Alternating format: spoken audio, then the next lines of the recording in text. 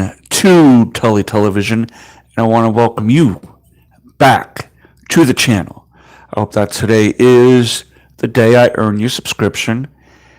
If so, you hit that red subscribe bar down below.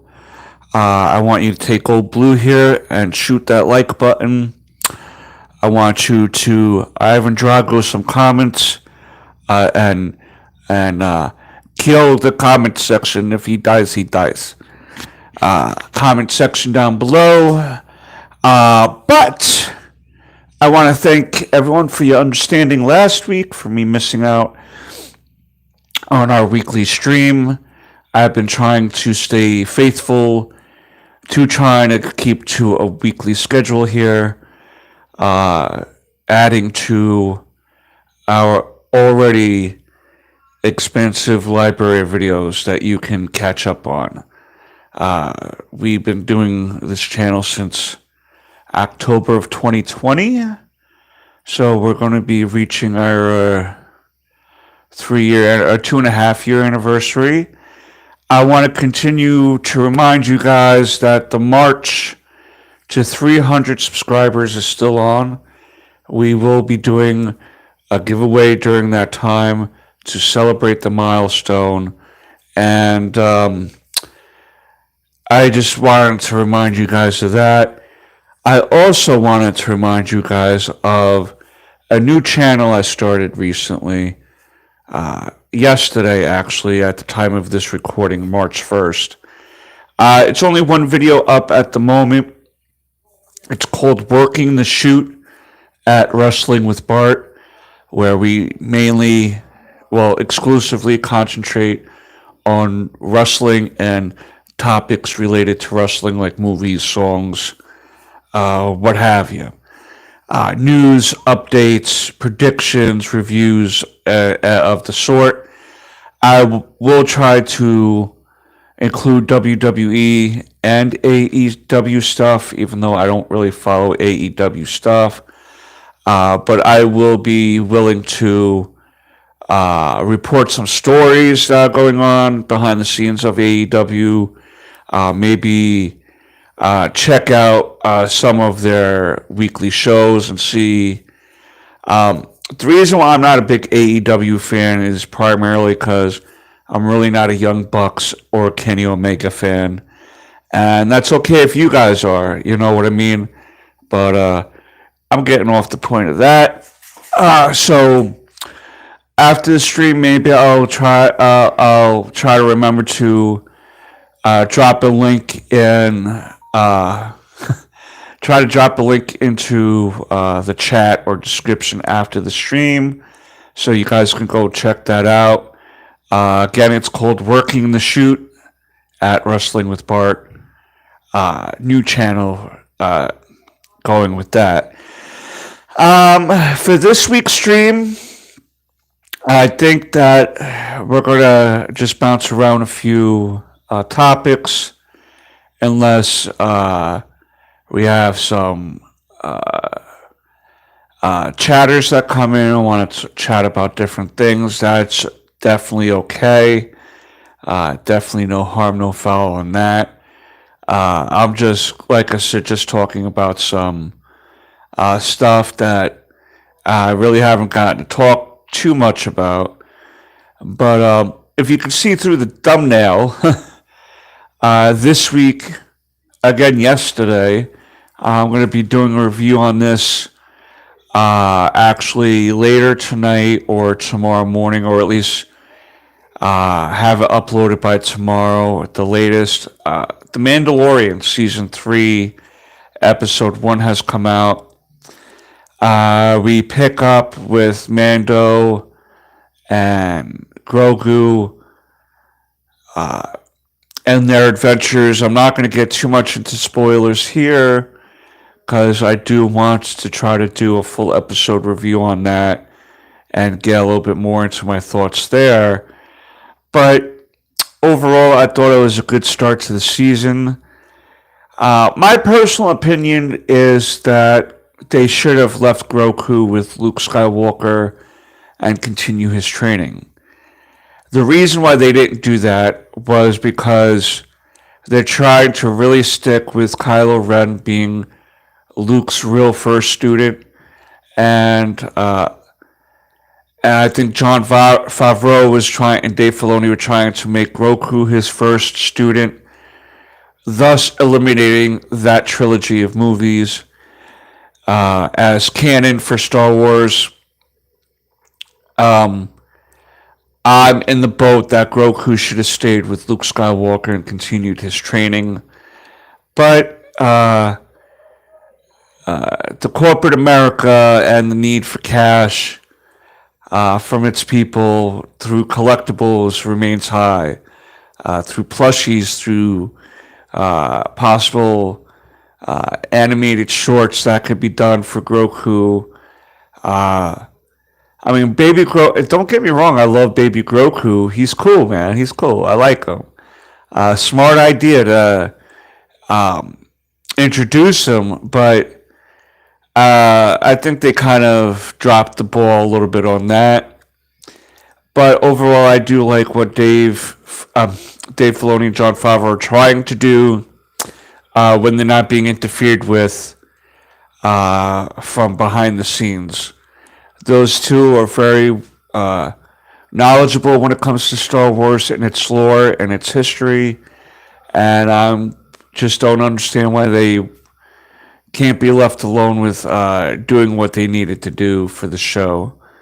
I think that Star Wars is on its last legs, and I think that you need someone like Jon Favreau and Dave Filoni, real fans who are talented at writing, directing, creating stories. You want them to be able to do that. I'm all up for Jon Favreau kind of being a Kevin Feige character, or Dave Filoni being a Kevin Feige character, or like James Gunn in this current State of DC movies, where it's one content creator and one connected story through multiple movies or series or one-off specials that makes sense, you know.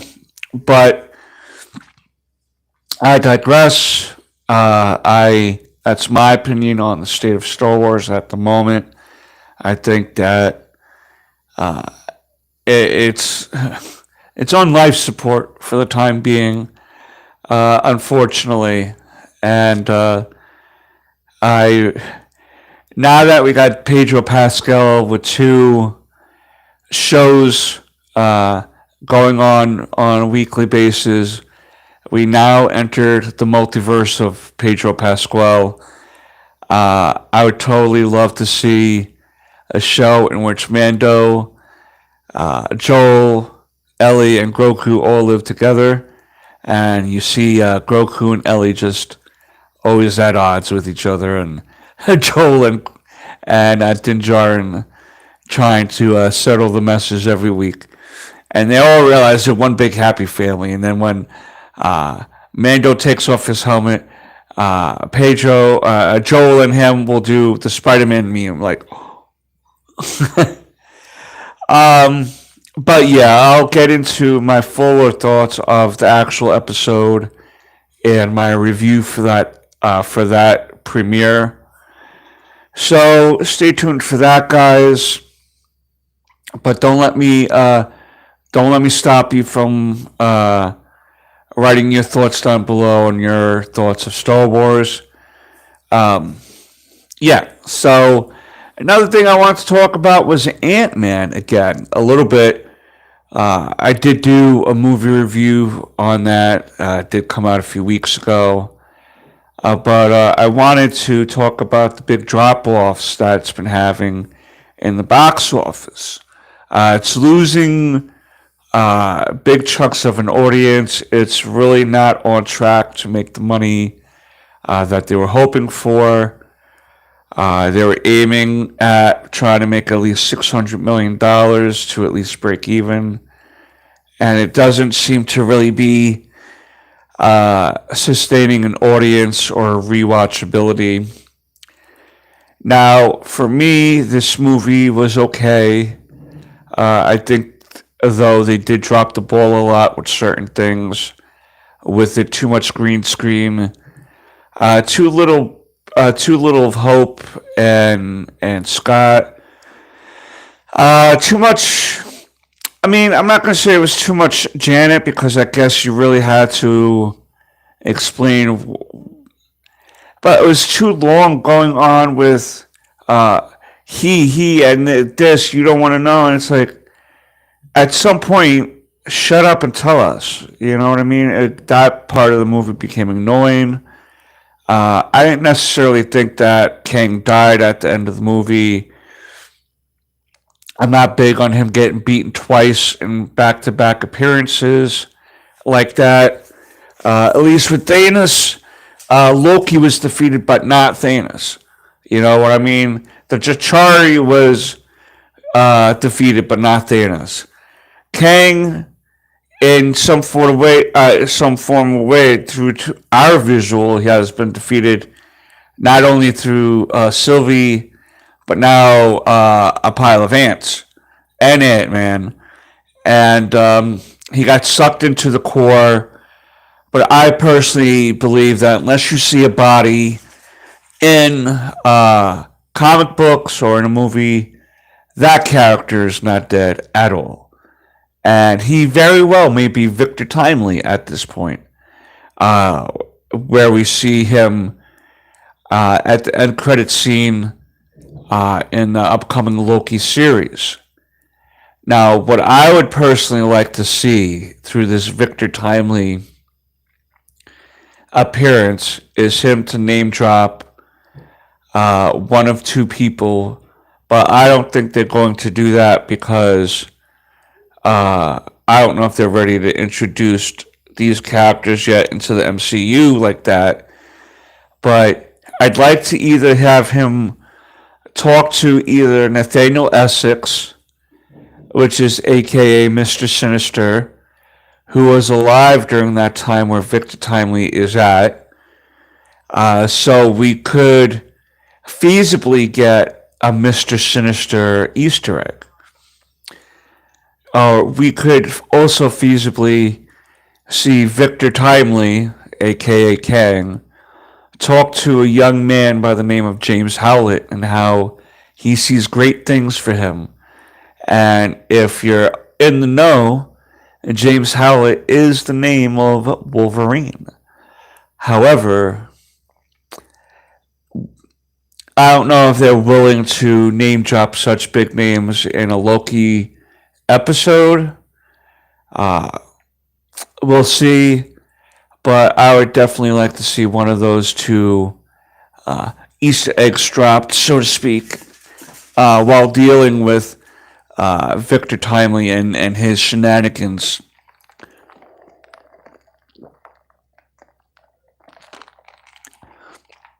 I'm also curious if we're going to see Sylvie in the Loki series again. I'm pretty sure we will.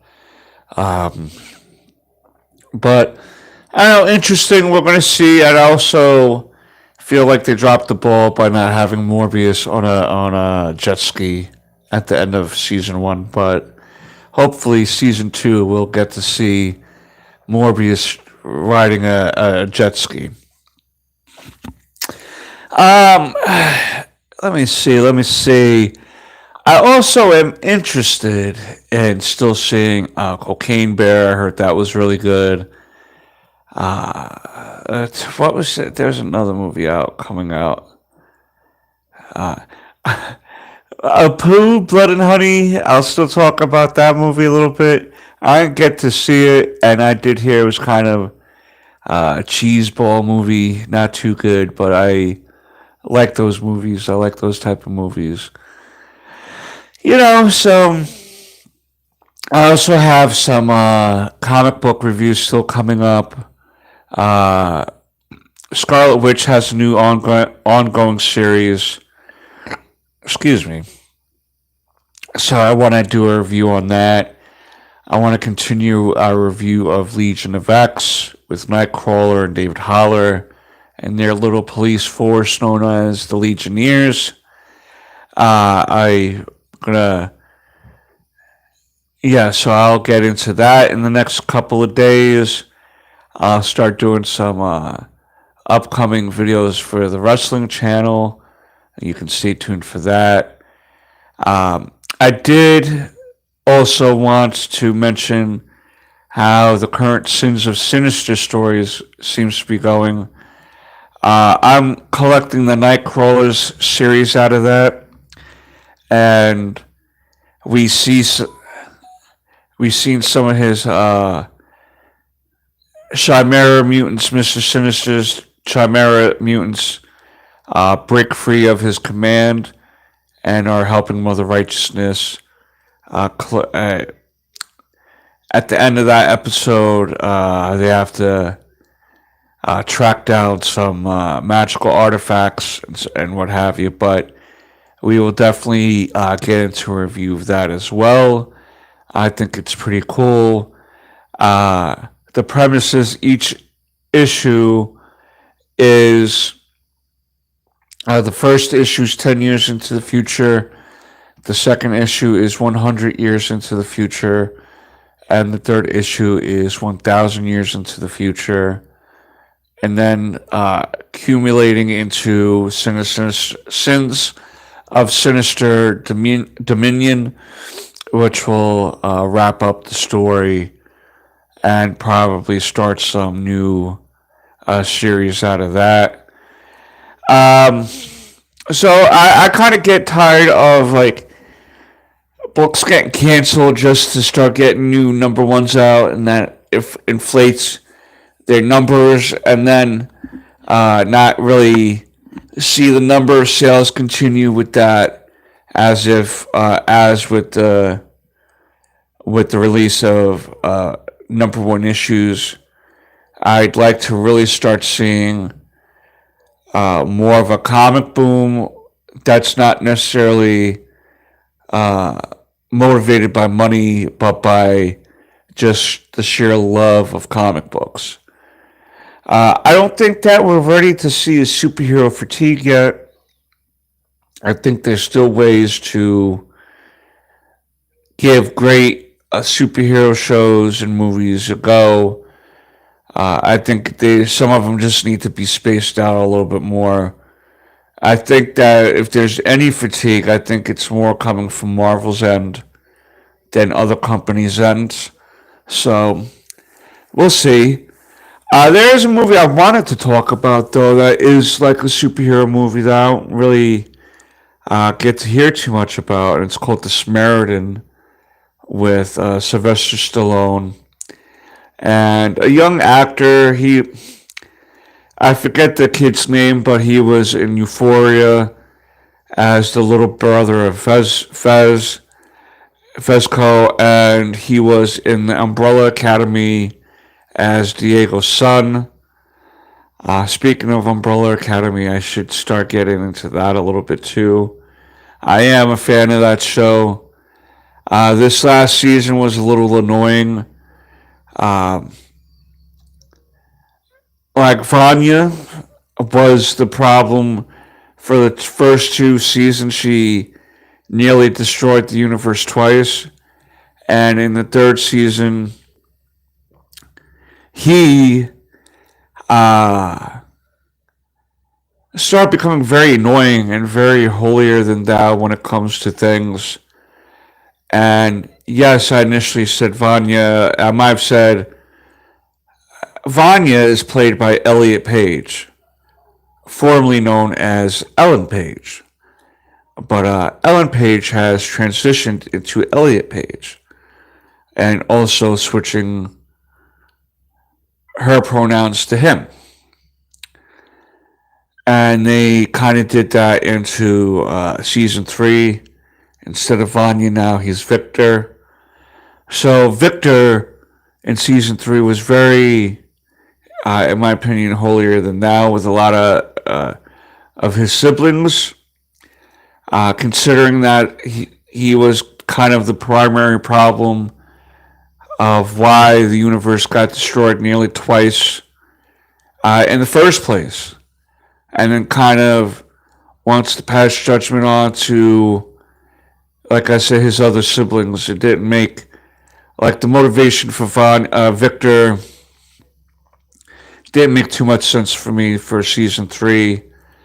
But I mean, I did. It did, but then it didn't. You know that almost he was almost willing to take sides of other people over his family, and it made no like. You don't want to see your siblings go down a dark path, but on another level. Oh, oh, yeah, baby. But on another note, you don't want to necessarily uh, let let people think that, or you don't want your family to think you're choosing other people over them when the person you're defending was the cause of their problems in the first place. But maybe I'll get into the Umbrella Academy reviews a little bit more down the road and kind of get into where I stand with that particular storyline. But yeah, if you like superhero stuff, the Academy is a good show. My personal favorite character out of that show is Five. Uh, I love Allison. Diego's funny. I think all the characters do bring something unique to the table. Even Victor, even though I was just bitching and moaning about Victor, I do like the character. Uh, I just some of the motivations didn't make sense to me, but that doesn't mean that it didn't make sense to him. I guess I don't have to understand why people do what they do or defend who they want to defend. But that's my views on that.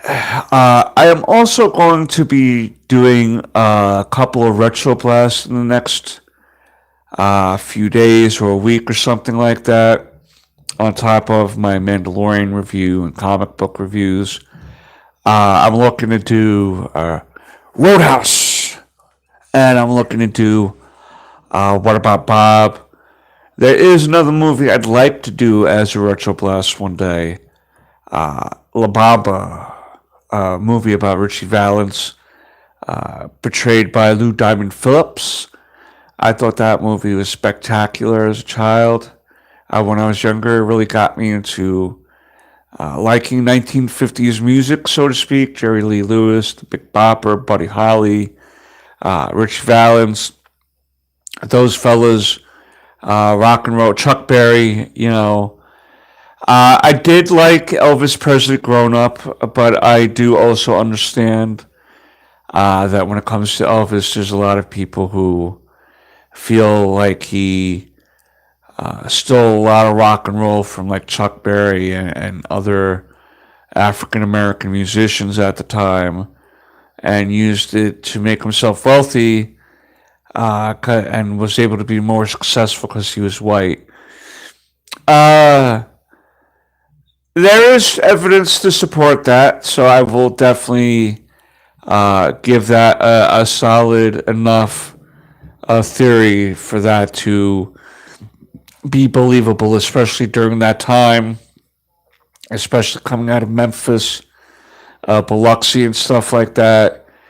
The South wasn't always as nice to all of our citizens as, and I'm sure the North too, and the West, and all over the world. I'm not just meaning the only Southerners have problems with people of color. You can come across racism in all forms, all sizes, all different regions of the world. Um, Anybody can be racist, and I will. That is one thing I'll stand by. And if you, for people who want to say, well, it's just the system of powers that are in place that make racism happen, so black people can't be racist against white people. Well, what if I lived in a country in Africa that was primarily black. So, sorry, I was being distracted.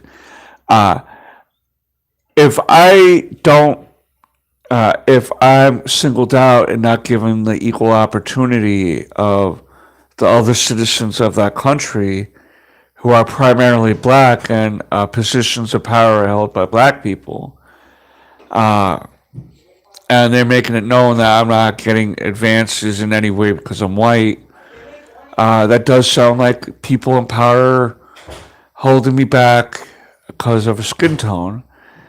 And I'm not saying that does happen, but I'm sure there are times that things like that have happened. I'm just saying that everyone has faced some sort of discrimination in their life, and it's really silly to have to experience that in today's time by anybody, is what I'm trying to get at. There should be nobody getting singled out because of their skin tone or religion. That's ultimately what I'm trying to get to. That message I totally agree with. No one should be singled out for that type of stuff. So I definitely stand with my fellow citizens on that. I think everyone should have an equal opportunity to advance through hard work, through dedication, through motivation. I do think that there are definitely opportunities and paths that a lot of people can take that are more available today than they were, say, 40, 50, 60 years ago. But I'm getting off the topic of what I'm trying to initially get to about Elvis being a culture vulture and having that be believable enough for me to believe that something like that could have happened. Chuck Berry was a great musician, and he was kind of known as the father of rock and roll, transitioning from blues and jazz and funk and all that stuff. He definitely, I feel, was like the father of rock and roll, and not necessarily Elvis Aaron Presley. But I do like Elvis's music. I do like a lot of his music from back in the day. I'm not trying to say I never listened to his music, but I just think he took advantage and struck at the right time, and he had a good enough look for people to get behind. And looking back on it, it was wrong for him to not really credit where he got some of his inspiration from, or all of his inspiration from sometimes. So I will give credit where credit's due to that belief that he was a culture vulture to that degree. But I did enjoy some of his music, so I don't know. I hope that doesn't make me a bad person. And if whatever. Again, I'm getting off the beaten track when it comes to that. Um, I am still trying to be on my mission of just entertaining you guys. I just want to make sure that I'm making everyone feel like they're part of the community. I would definitely like to see people send in pieces of art so I can display it over here and show the world how talented my community is, our community. Uh, these are just small, like little posters I get through eBay, but I'd like to see some of your art in the back here. If you want, you can contact me at tully2099 at gmail.com, or you can leave a comment down below if you're interested in sending me in some artwork that you do. I mean, I'm not saying like send me a replica of a Van Gogh painting or anything like that. Well, if you have sketches, if you want to do drawings of superheroes or TV characters or anything like that, I'm more than willing to post them up behind me so everyone else can see how talented we all can be in this community of Tully Television. I'm trying to think of some other things that I feel like there's some other things I want to talk about, uh, but I can't really think of it at the moment. I do want to take this time though and remind everybody, because I too suffer with this. Pretty, it's pretty prevalent in my life. In mental health, right? And I'm gonna not try to get too heavy here, but I just want everyone to remember that to take care of your mental health, it's okay to feel like you don't know what to do. It's okay to be confused and afraid of the world. It's a scary place out there sometimes, and without anyone really being there for you, uh, or even if you do have people there for you, it's still hard to know what's really the right thing for you to do. And, if you want to take some time and maybe look up some counselors or therapists, and I know for some that might be a sign of weakness. I'm not going to go to somebody and I don't know, right, and talk about my problems and this and that. But it works. It works. I get stubborn with it myself when it comes to maybe going to therapy or maybe taking medicines to help myself chill and be even. Because, I deal with depression a lot sometimes due to various things that have occurred over my life that I don't necessarily need to get too much into now. It's not really what this is about. It's not a pity party for me or a pity party for Bart. Someone bring me a beer. This is more of just reminding you guys that if you guys ever do need to talk to anybody, that's okay. You can always let us know here at Tully Television what you're going through. In private, of course, if you ever need someone to talk to, it's okay to find a family member, or a friend, or a therapist that is willing to listen to you, vent for a little while so you can release some of that pent up steam that you may have. We don't realize how much pent up frustration we allow ourselves to get into until we're blowing up and yelling at the carpet for being on the floor. You know what I mean? Why is this floor on the floor? And it's like,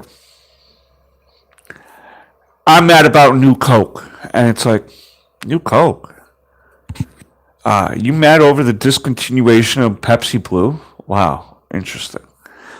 Is it really about that or is it about something else?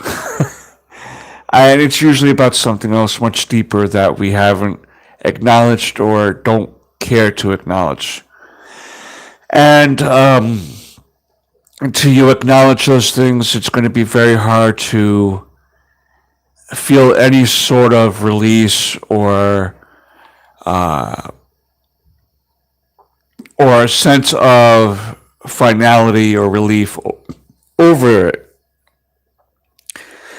Not saying that you have to continue to go to therapy forever, but there are times I think in our lives that we can definitely deal with finding someone who is willing to sit there and listen to us babble on about our problems and help figure out how to make ourselves a better person.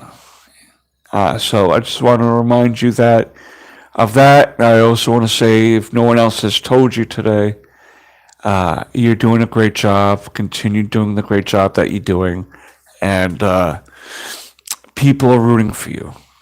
And I think that's where I'm going to leave it today. I hope that I didn't babble too much or get too much off of topics. If I do, it's unintentional. I don't really mean to upset anybody or get anyone riled up with anything I say. Sometimes I just think of things and, curious if I'm kind of using the right. And if I'm not, that's okay too. I live and I learn, and that's what we're supposed to do.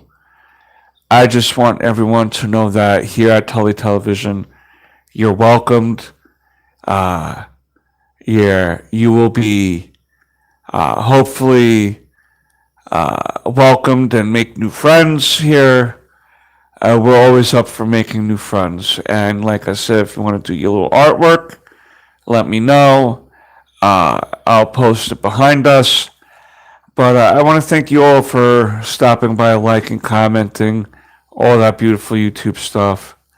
And until next time, peace, Snookums.